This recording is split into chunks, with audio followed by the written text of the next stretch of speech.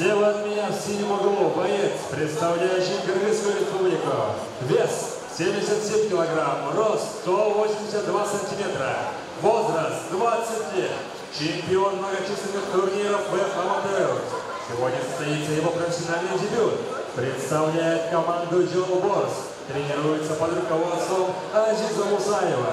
Встречаем бурными аплодисментами Абдибахасову Бояста! И его соперник, красным углом, боец, представляет Кыргызскую республику. Вес 77 килограмм, рост 180 сантиметров, возраст 21 год. Чемпион Кыргызской республики по грэпплингу. Сегодня состоится его профессиональный дебют. Представляет команду Fighter KG. Тренируется под руководством Чекирова Кенджибека. Встречаем бурными аплодисментами Максатбеков Ирискельдин. Бойцы в центр.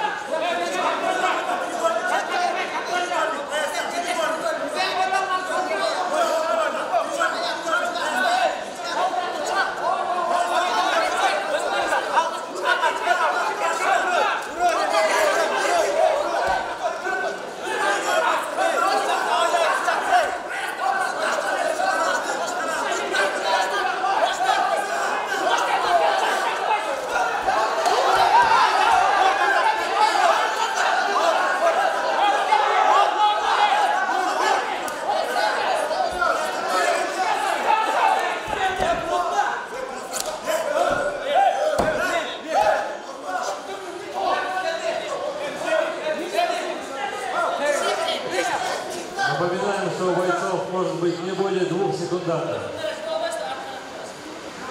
Сильный угол, 2 секундантов.